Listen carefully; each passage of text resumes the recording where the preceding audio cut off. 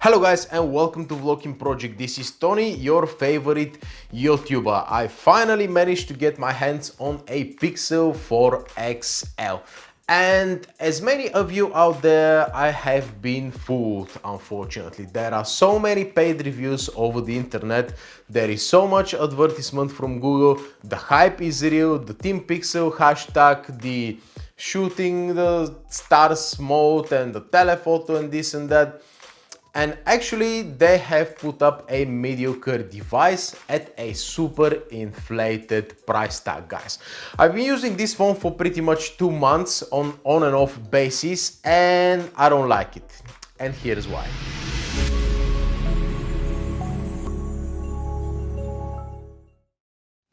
First of all, I'm really not crazy to pay nearly £900 for this phone simply because it is not worth that much. I'm gonna just ignore the fact that the phone has just 64 gigs of inbuilt storage without any memory card options.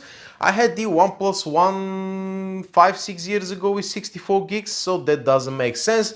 The RAM is just 6 gigabytes, which is okay for a phone that costs 200 bucks. It should have been at least 8 gigabytes of RAM.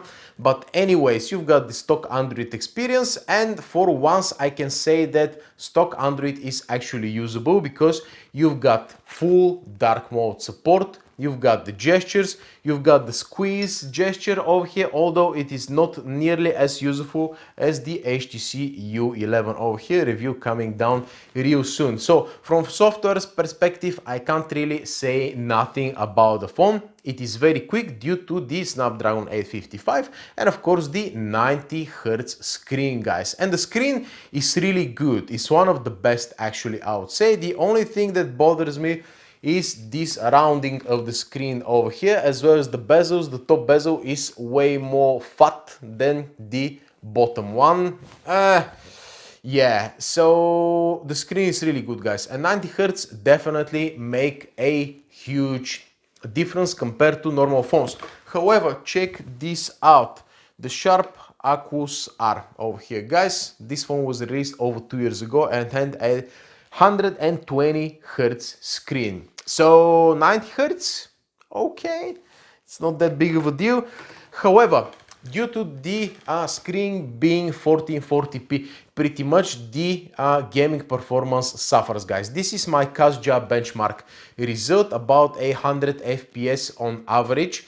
And I've noticed that when you play Call of Duty, you can actually see, I wouldn't say stutters, but the level of smoothness is not as good as some other devices. For example, the Xperia One, which has a higher resolution screen with the same chipsets, outs a higher result, and you can definitely feel it while gaming. So I really don't know what they've done on the gaming performance. Don't get me wrong, it is very good, but it's not one of the best. Simple solution to that would have been like Huawei does: put an option to take the screen down to 1080p, and voila, there you go, perfect performance. But of course they didn't do that. Now when it comes down to audio, the speakers are really good, guys. One speaker over here, one speaker over here. I've done a dedicated audio test, make sure you check it out. The 3.5mm jack is just not here, and instead you've got nothing in the box. The dongle, it is not in the box, guys. So I was one of the first ones who bought the Pixel dongle when it came out like 2 years ago. I've got it over here in my cupboard somewhere, and it was pretty much the worst dongle of them all. So if you want to buy a dongle for this phone, don't go for the Pixel One, go for the Essential Phone One, for the Xiaomi One, or for the HTC One.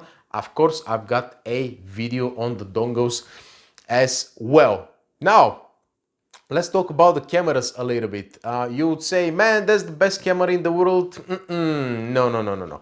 Low light performance, I have already done a Xperia 5 comprehensive camera review, and over there I've compared the low light performance with the Pixel, and the Xperia 5 is better. On the Pixel you've got quite a lot of noise going on, and I really don't know why people are just ignoring that, considering that the Xperia 5 and Xperia 1 for that matter are actually cheaper devices, and Sony has been known for having lower quality cameras pretty much compared to all other flagships.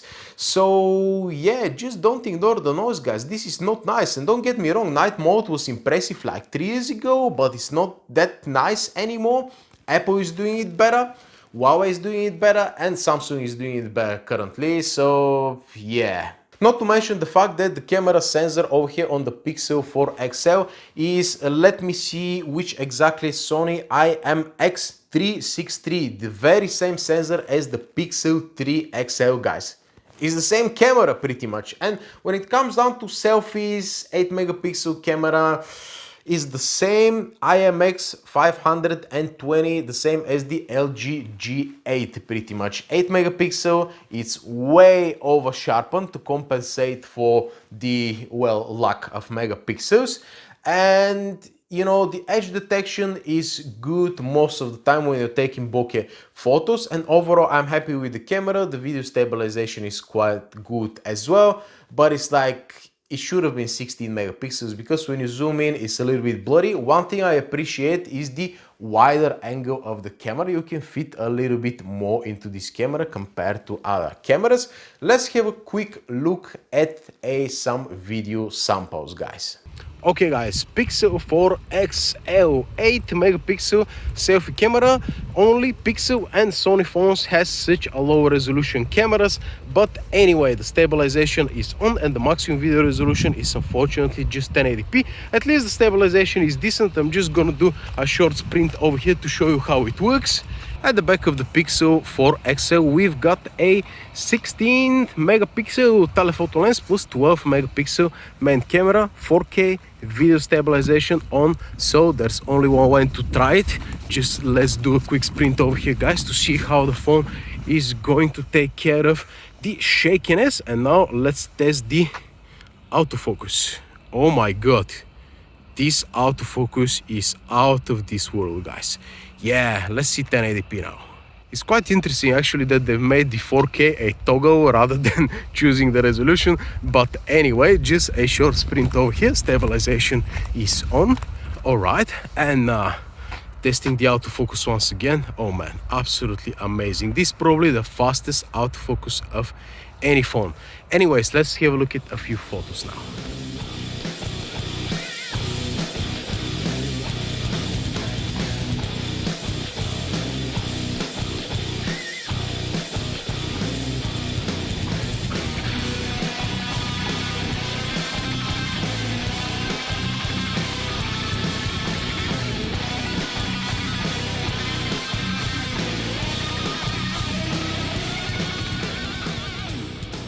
And finally, the icing of the cake is the lack of any kind of fingerprint reader. Don't get me wrong, face unlock is on point over here and it works fine 100% of the time. When you pick up the phone like that, it actually detects that you've picked it up and it activates it. Even you have the option where when you approach the phone, it it activates the screen and it reads your face. However, when you just want to take the phone and move it from here to there, it's already unlocked and it reads your face. And you're like, I didn't want to do that. You know, why is the phone doing that? So, lack of fingerprint reader, really bad decision, guys. And the thing is, in terms of design, the power button is over here. I've got no idea who managed to put it there, which decision was that, but it was the wrong decision because the volume buttons, I keep saying buttons for some reason, buttons, yes.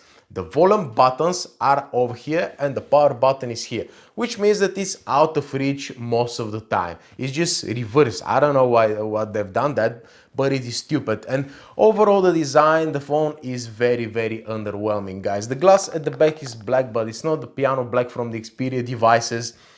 And this kind of a matte finish over here, as you can see, I already have a scratch on top of the device and you could see the bare metal. That's why I painted over with a marker, permanent one, because the overall feel is a little bit cheap and that matte finish over here doesn't help too much, guys. So it doesn't really feel like metal, it feels like something else. And not to mention that you've got no dual SIM functionality whatsoever. You've got the eSIM, of course, which doesn't work in most countries. Over here in the UK, EE is the only carrier that supports eSIM and is the most expensive one, so you're not gonna use that. Now the other thing is that Pixel are releasing the Pixel 4a now, the budget version of that phone with a 1080p screen.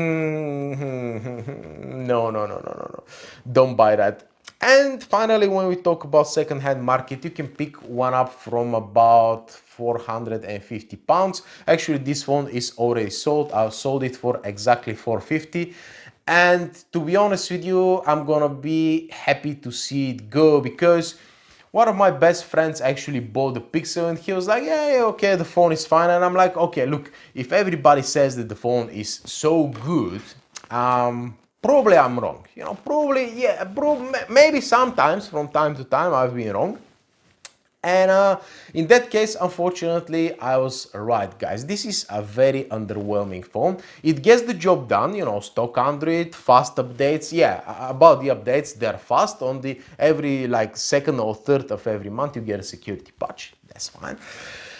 But it's like this phone brings nothing to the table pretty much that the other phones cannot do, guys. And spending 800 or 900 pounds on this phone is an absolute madness. There are still many other phones better than this phone out there, and of course cheaper. And now it comes down to the conclusion of that video. I already said don't buy this phone, but let's have a look at the Volokin, yes, that's me, Volokin Spectrum scoring system, my unique system that I rate phones. I've got 10 different categories and I give, you know, scores 1 to 5. So let's have a look at the Volokin Spectrum scoring system about the Pixel 4 XL. For design and build quality, I'm gonna give this phone 3 out of 5, guys. You see that it's causing a crack when bent, jerry-rig everything, and also the underwhelming design. I really don't like what they've done over here. The reversed order of the buttons is pissing me off, so pretty much 3 out of 5 is more than generous over here. When it comes down to security, you've got only face unlock, which doesn't work with some banking applications, which is absolutely unacceptable in 2020, so I'm gonna give it 2 out of 5. Battery life, by the way, I forgot to talk about the battery life. Battery life is actually surprisingly good, guys. You can get about 5 to 6 hours of screen on time, that's with 120 Hz switched on all the time. I even managed to get over 8 hours of screen on time on Wi-Fi only in one occasion. But unfortunately, the fast charging is actually slow. You're getting 40% in half an hour, and full charge takes place in 2 hours and 10 minutes, guys. This is absolutely unacceptable. So I'm gonna give this battery a 3 out of 5. You've got wireless charging, by the way. Finally, for the screen, I'm gonna give it 5 out of 5. 1440p AMOLED screen, 90 Hz. You can't go wrong with that. For the sound, I'm gonna give it 5 out of 5 as well. This is one of the loudest and the best speakers I have heard on a phone, so well deserved full score over here. For the 3.5mm jack that is actually missing, I'm gonna give it 3 out of 5 because they didn't even provide a dongle in the box. For software and performance, I'm gonna give both categories 5 out of 5 over here. And for the cameras, I'm gonna give 4 out of 5 for the front-facing camera, simply because it is over sharpened and it's missing some megapixels. And at the back, I'm gonna give it 4 out of 5 as well. We've got no wide-angle camera, we've got no 10 times optical zoom or something like that. The Oppo Reno, what was the 10 times zoom? Anyways, there are plenty of phones with better cameras out there, guys. Plus, you have to, consider the fact that they've put the same camera as the last generation Pixel 3 XL, which is absolutely mind-blowing. So 4 out of 5 as well. So how much is the overall Volokin Spectrum score? Is 39 out of 50, guys. And as you can see, there are plenty of other phones out there, and on paper it is as good as the Xperia 5 and the Xperia 1. But let me tell you something. Although I've sold both of the Xperias because I needed the money, I'm selling the Pixel as well. But keep something else in mind. My Oppo Find X over here, where is it? My Oppo Find X is over a year old over here, guys, and it's not going anywhere. My Huawei Mate 20 Pro over here, it is not going anywhere, and a bunch of other phones that I've got over here, even the Mate 10. Man, I mean, honestly, I would use the Mate 10 because I like the design so much and the front-facing fingerprint than the Pixel. And they could have done an amazing phone over there. Just put the fingerprint reader on and just fix those buttons over here. Don't force people to use something that they don't want to use, similar to Apple. And that's where they're mistaken, you know. People usually compare the iPhone to Android, but it's not fair because it's a completely different ecosystem over there. You're not gonna get the iPhone guys to jump to Android because of the pixels. Some of them do, but they're lost souls anyway. So this phone has a lot to compete, and it's not against Apple, it's against all of the other Androids over there, guys. And unfortunately, the phone lags behind many of them. If the phone was worth, let's say, 450 pounds, brand new from Google, then yeah, it's kind of worth it. Unless you can, you know, get away with your only face unlock. But 800, 900, 1,000 pounds for this phone new is an absolute overkill, guys, and is absolutely mind-blowing how shameless Google are to charge so much for this phone. Because Google had the Nexus line, remember the Nexus line, premium experience at a budget price with crappy cameras. They finally fixed the battery life, they finally fixed the cameras, you know, and they rebranded it as a Pixel device. I mean, there were so many Nexus fans over there which didn't have $1,000 in their pocket for a phone, and instead of, you know, relying to them and trying to sell them a good product, they went for the Apple fanboys, and that was their mistake. So they seriously have to finally build a proper phone with the Pixel 5. But guess what? I'm not gonna buy it because it costs way too much. By the way, if you're clever like me and you bought it from the US, blacklisted one, of course it's cheaper, but you have to wait about 2 months for the phone to get automatically unlocked, guys, because it pops up a message saying that the SIM is not from this provider, contact Verizon or the carrier that is locked to.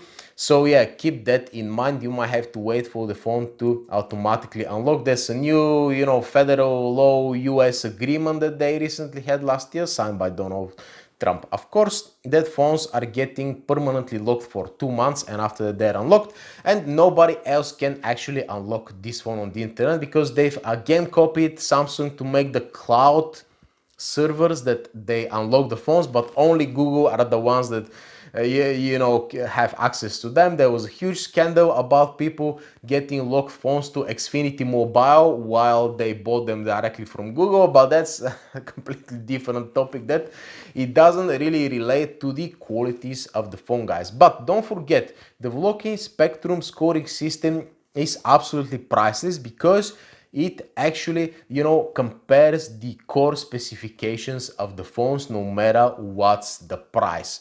So that's why, I mean, look for something else, guys. This is my simple advice. Thank you very much for watching, and I'm gonna see you in the next one. Adios.